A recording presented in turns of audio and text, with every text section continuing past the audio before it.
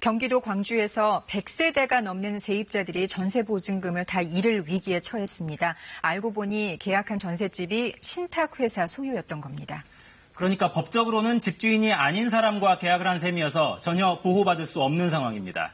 우정화 기자입니다. 두 자녀가 있는 30대 이모 씨 부부, 2년 전 인터넷에서 경기도 광주에 시세보다 저렴한 전셋집 찾아 계약했습니다. 집주인이 여기서 임대사업 크게 하고 있다는 말에 안심했는데요. 처음에는 자기가 이 광주에 빌라를 150채 이상 가지고 있으니까 아무 걱정만 하지 마라. 이곳이 안 되면은 다른 곳으로 가도 되니까 집은 많으니까 아무 걱정하지 마시라고 이렇게 해서. 부부는 집주인의 말을 믿고 계약을 했습니다. 날벼락 2년 후에 생겼습니다. 올 3월 계약 기간이 끝나서 연장 계약을 고려하던 이 씨 부부, 전셋집이 신탁회사 소유인 걸 알았습니다. 11월 달에 이제 이 집으로 전입을 했는데 이미 이제 8월에 잡혀 있었더라고요. 신탁을 8월에 넣었더라고요.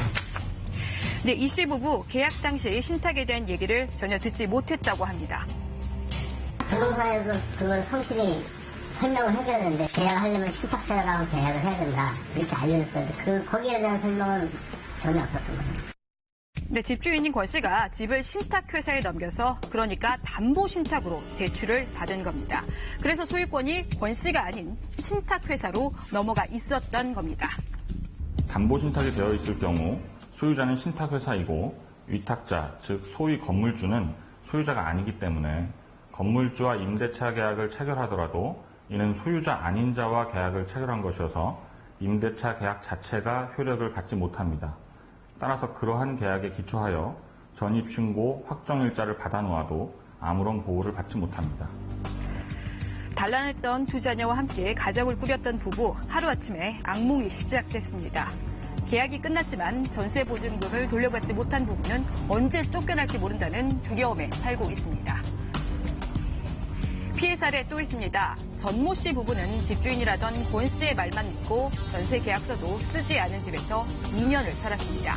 계약 당시에 등기에 문제가 있다면서 집주인이 자신이 갖고 있는 다른 집으로 일단 계약서를 쓰자고 했습니다. 자기가 본인 낙찰은 받았는데 등기 이전상 서류가 완전히 이제 진행이 되지 않았으니까 여기가 이제 등기 완전히 완료가 되면 다시 계약서를 써주겠다고 했었어요.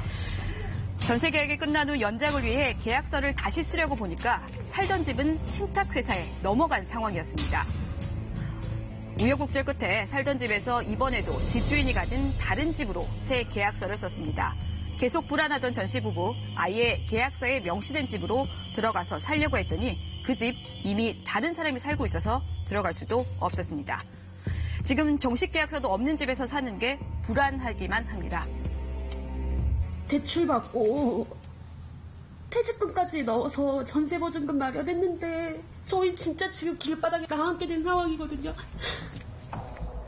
피해 사례 중엔 한 집에 여러 사람이 계약된 경우도 있었습니다. 왜 이사를 안 나가시냐고 저희한테 전화가 왔어서 12월이 만기라 그래서 6개월 동안 기다렸는데 지금 1년이 다 돼가도록 내가 그 집에 못 들어가고 있다. 네, 알려진 피해자들은 100세대, 수십 명이 넘습니다. 못 찾을지 모르는 전세보증금 100억 원대입니다. 피해 현황만 해도 한 120세대 정도는 이미 파악이 된 상태거든요. 그리고 피해 금액이 한 100억 원대 이상으로 저희가 판단하고 있고. 피해자들 대부분 신혼부부나 사회초년생들입니다. 집주인 권모 씨에 대해서 법적 대응을 준비를 하고 있습니다. 하지만 권 씨 신탁이 세입자를 보호하는 제도라는 공인중개사의 말에 따랐을 뿐이다라며 자신도 억울하다 이런 입장입니다. 신탁에 대해서도 안전한 집이다. 세입자하고 저한테 신탁은 모든 거에 대해서 보호받는 안전한 집이다. 중개사가 저한테 이렇게 사기를 쳤을 거란 생각은 못했는데. 피해자들 망연자실하고 있습니다.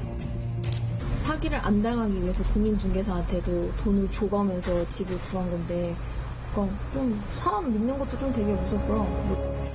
네, 일반인들이 신탁에 대해서 알기 힘든 만큼 계약 시에 각별한 주의가 필요합니다. 임대차 계약을 할 때 등기부의 을구는 유심히 보면서 갑구는 제대로 확인하지 않는 경우가 있는데요. 신탁은 소유권에 대한 것이므로 갑구에 표시됩니다. 갑구의 최종적인 소유자로 신탁회사가 있다면 해당 부동산은 신탁된 것입니다. 네, 본격적인 이사철을 맞아 전셋집 계약하실 때 끝까지 실제 집주인이 누군지 확인 또 확인하셔야겠습니다.